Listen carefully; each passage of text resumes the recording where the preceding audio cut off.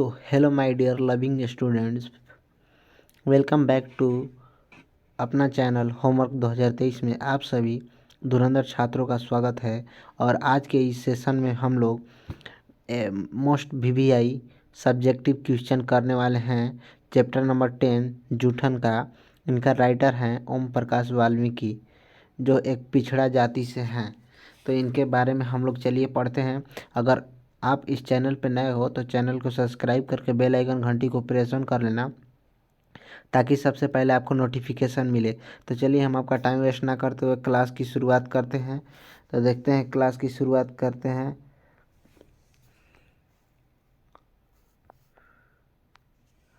Class की शुरुआत में देख लेते हैं इंट्रो। क्लास की इंट्रो करते हैं। हम पेज की कलर ही चेंज कर देते हैं 1 सेकेंड, ताकि आप सभी को कंफर्टेबल फील हो। ठीक है, एक बार हम आपको ऐसे करके दिखा देते हैं। अभी ठीक दिख रहा है।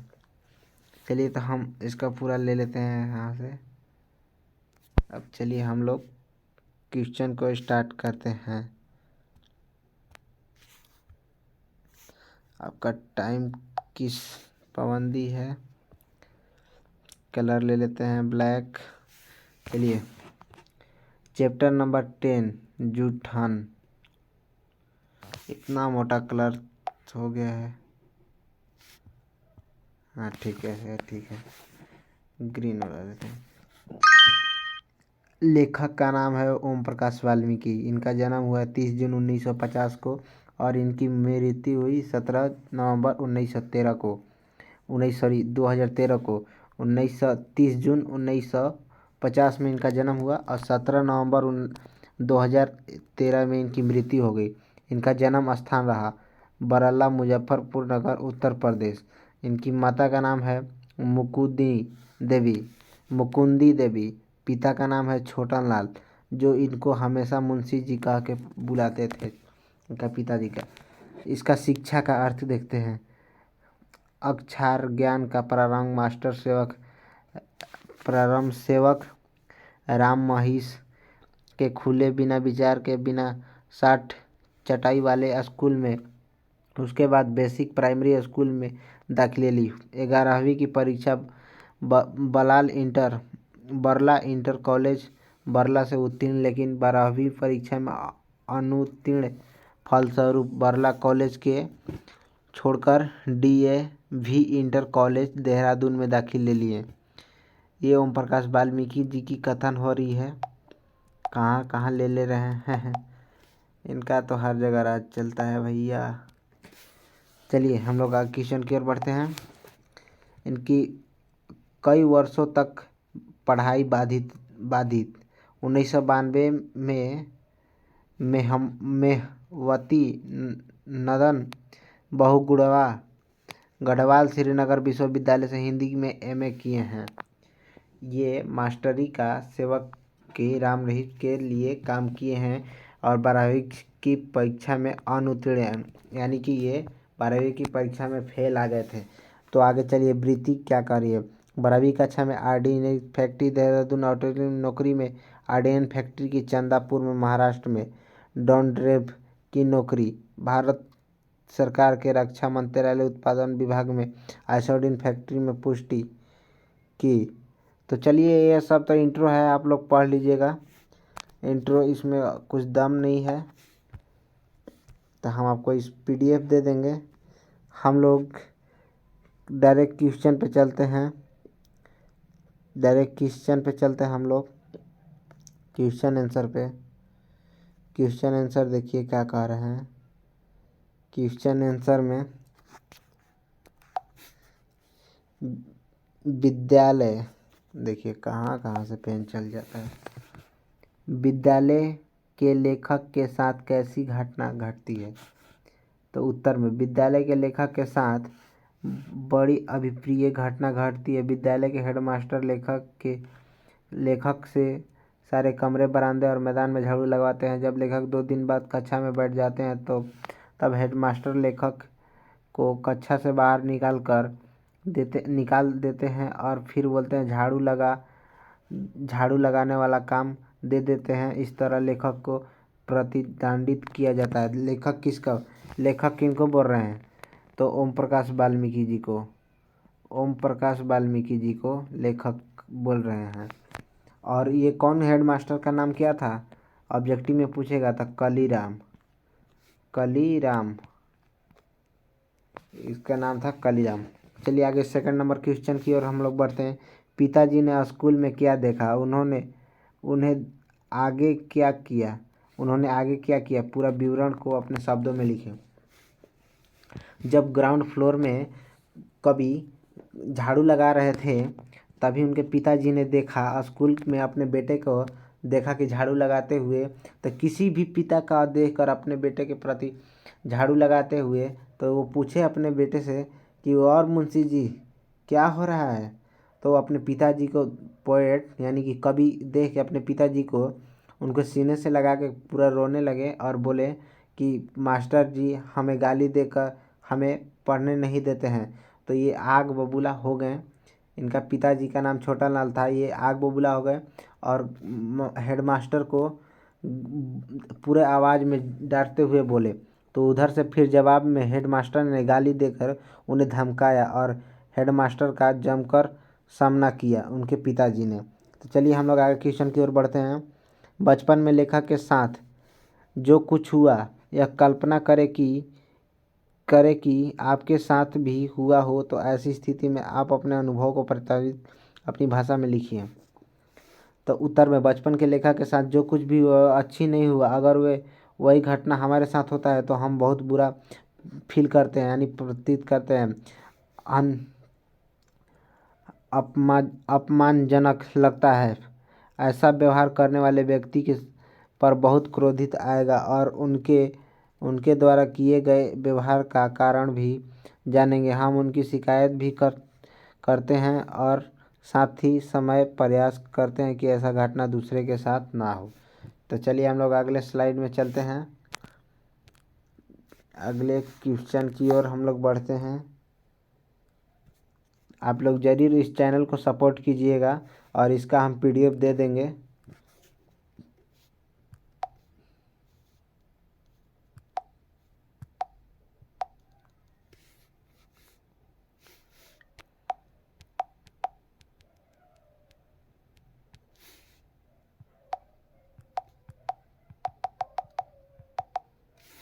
सेकंड नंबर क्वेश्चन में हम लोग आ जाते हैं। Second number question, 4 number question में क्या कह रहे हैं महाशय जी? चलिए हम लोग 4 नंबर क्वेश्चन पढ़ते हैं।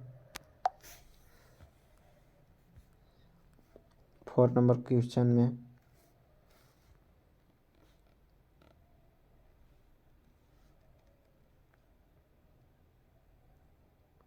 4 नंबर क्वेश्चन में किन बातों को सोचकर लेखक के भीतर कांटे जैसी उगने लगती है?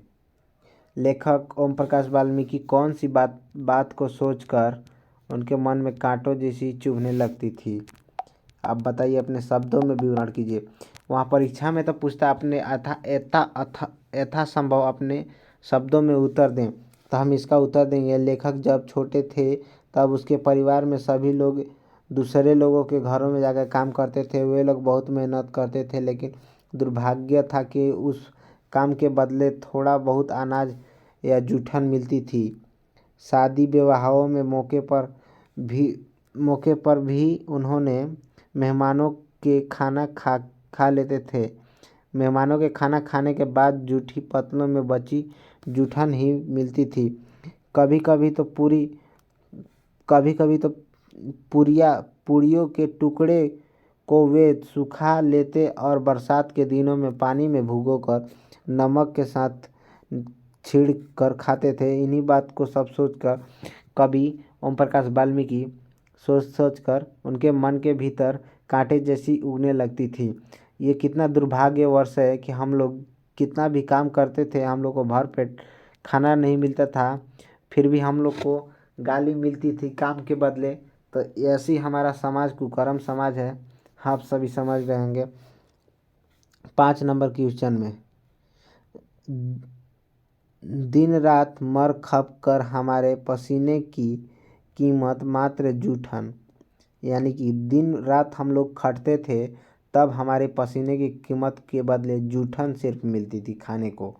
ओहो, फिर भी किसी को शिकायत नहीं, कोई शर्मिंदगी नहीं, कोई पश्चात नहीं। ऐसा क्यों? सोचिए और उत्तर दीजिए।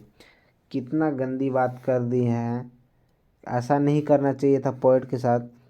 तो चलिए हम लोग आंसर बताते हैं। दिन रात मर खप कर भी हमारे पसीने की कीमत जूठन ही सिर्फ मिलती थी। किसी की शिकायत नहीं, नहीं शर्मिंदगी, नहीं पश्चात नहीं, इसलिए हम क्योंकि उस समय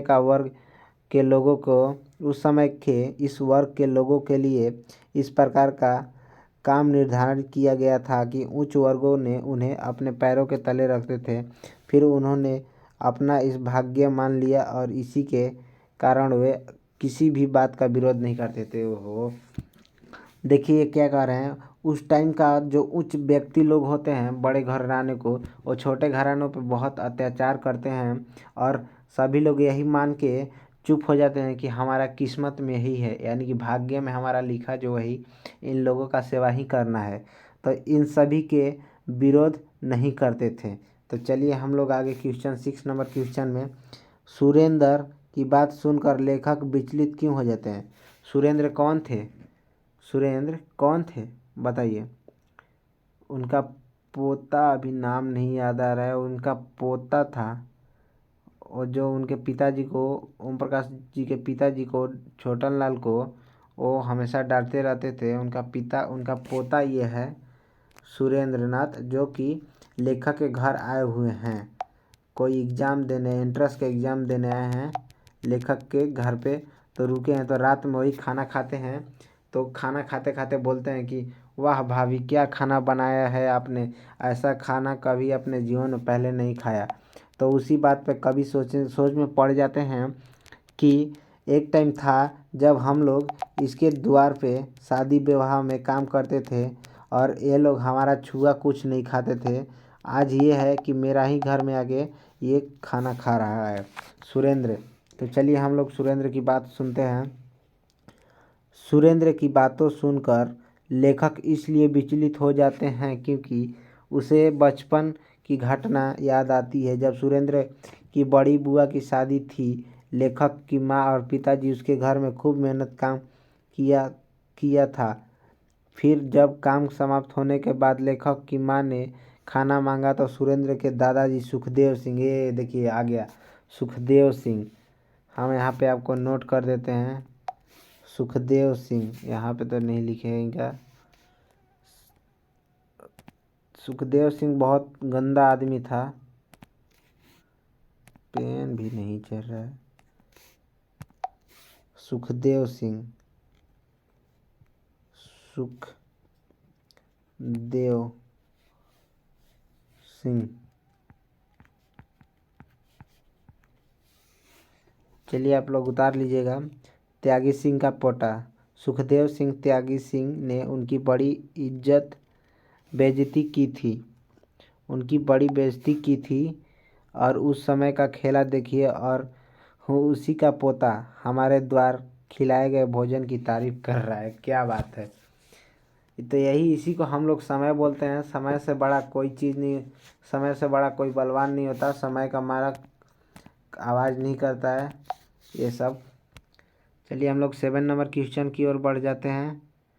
7 नंबर क्वेश्चन में बढ़ते हैं आगे। 7 नंबर क्वेश्चन में आगे हम लोग बढ़ने से पहले 7 नंबर क्वेश्चन आप लोग पढ़ लीजिए। 7 नंबर क्वेश्चन में क्या कह रहे हैं। 7 नंबर क्वेश्चन जल्दी जल्दी पढ़िए आप लोग। 7 नंबर क्वेश्चन हम थोड़ा मार्कर को बढ़ा के एक काम करना है। चलिए आप लोग पढ़िए जल्दी जल्दी।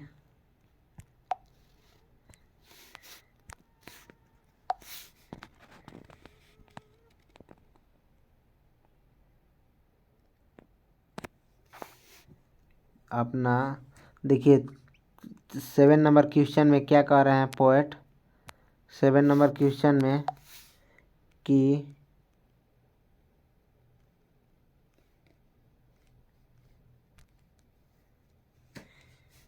7 नंबर क्वेश्चन में क्या कह रहे हैं पोएट।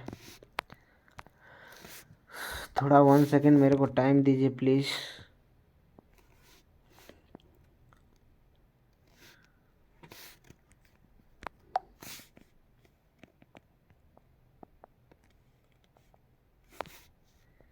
आप सभी का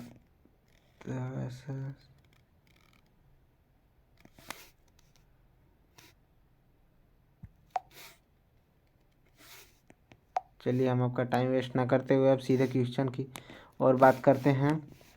कलर चेंज कर लिया जाए। जी गुरुजी खुद से ही बोलते हैं, खुद में ही गाते हैं, खुद में मनाते हैं वर्ल्ड बिटवीन की तरह। जी हाँ, तो घर पहुंचने पर लेखक को देखकर उनकी माँ क्यों रो पड़ती है। घर पहुंचने पर लेखक की मम्मी क्यों रो पड़ती है लेखक को देख के। मेरा पेन का बैटरी ख़त्म हो गया है। 1 सेकेंड में बैटरी लगा लेता हूँ अभी जस्ट। बैटरी लगा ले रहा हूँ। उसके बाद आप सभी को बहुत डिस्टर्ब हुआ है क्लास मेरी वजह से। ये कैसा हो रहा है, पंचर है। ओहो, एक एक प्रॉब्लम आते रहते हैं। चलिए कोई नहीं, अभी सुधार लिया जाएगा। हाँ ठीक।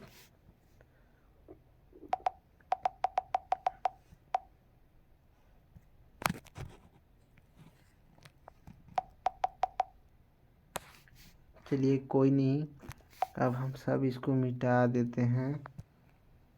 अब अपने क्वेश्चन की ओर प्रस्थान करते हैं।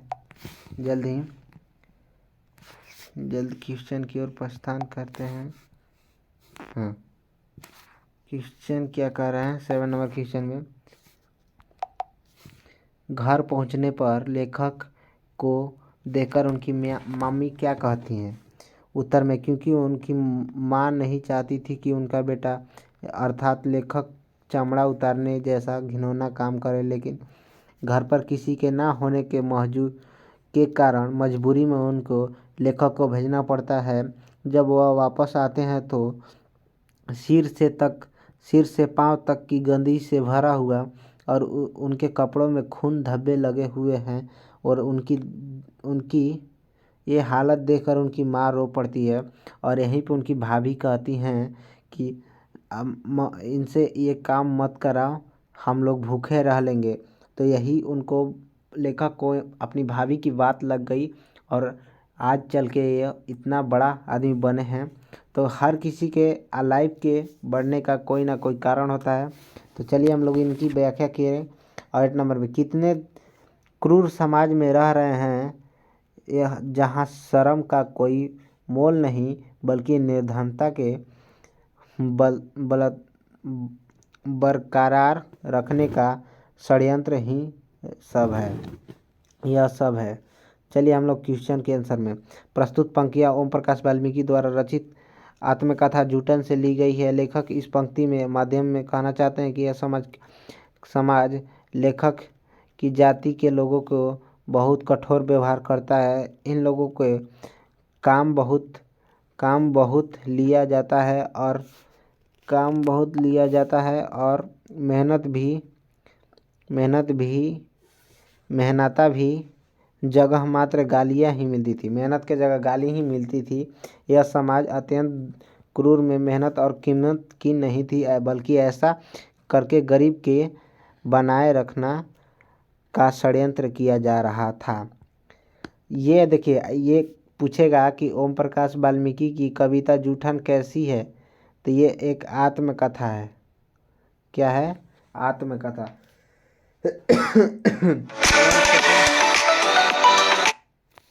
1 सेकेंड प्लीज, 1 सेकेंड। चलिए हम लोग क्वेश्चन की आगे बढ़ते हैं। लेखक की भाभी क्या कहती है, उनके कथन का महत्व। जब लेखक लेखक मरे हुए पशु के चमड़ा उतार के लथपथ खून से पहुँचे तो उनकी भाभी उनकी माँ से कहती है कि इनसे ये काम ना कराओ, हम लोग भूखे रह लेंगे, इस गंदगी से इनको हटाओ। लेखक के भविष्य के लिए परिवर्तन का कारण भाभी ही कथन, यह कथन अंधेरे में रोशनी बन के उजागर हुआ। कवि के लिए यही सब उजागर हुआ इनके लिए। तो चलिए हम लोग आज की इस सेशन को समाप्ति करते हैं ही।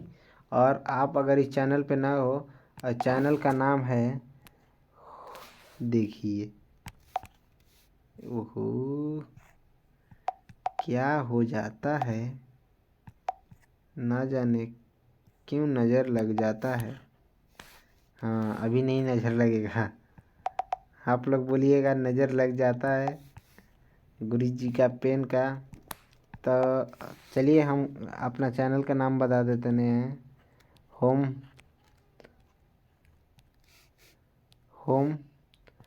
वर्क 2023। इस चैनल को आप लोग सपोर्ट कीजिए और जितना हो सके शेयर कीजिए।